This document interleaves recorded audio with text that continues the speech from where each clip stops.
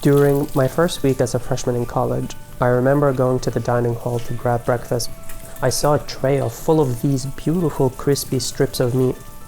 I didn't even bother to ask what it was. I just knew I had to try it. When I took my first bite, my friends started laughing.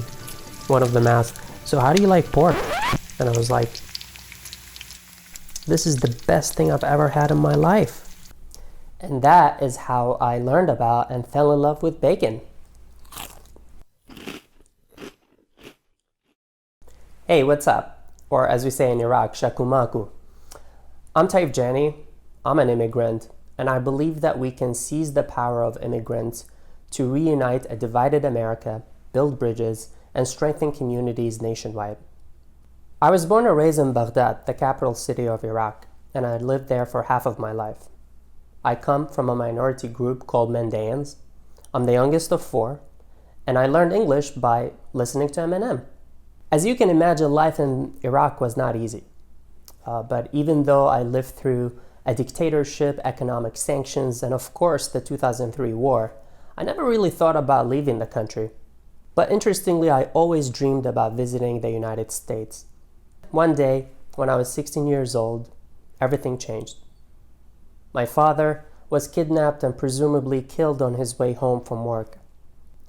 And because of that, my family and I fled Iraq and went to Syria, where I lived as a refugee for 2 years.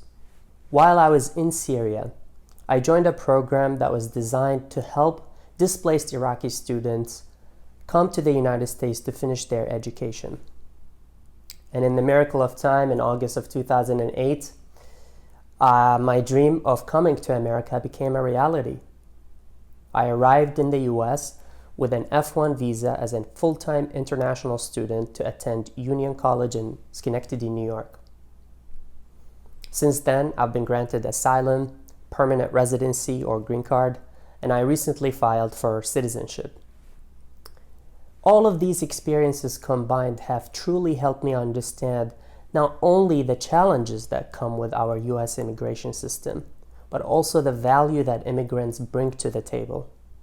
In an era of deep political division, social anxiety, and civil uncertainty, communities across America are in dire need to come together to heal and reunite around our values of freedom, equality, and justice. And I believe that immigration is a solution rather than a problem to a more united America.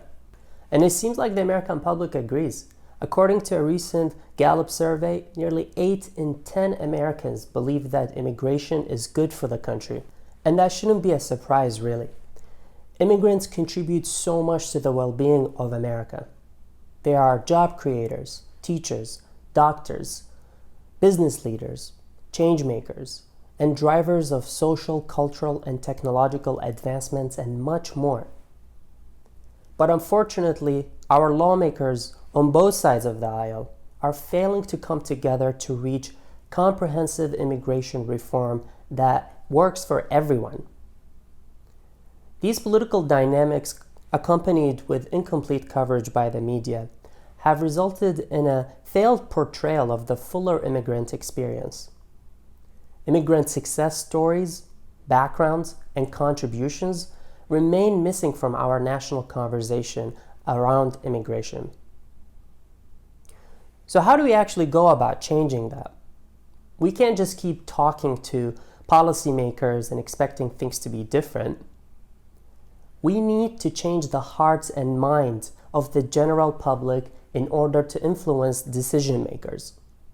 We have to start talking about immigration not as an issue area, but rather a critical element to the success of our communities, cities, and states.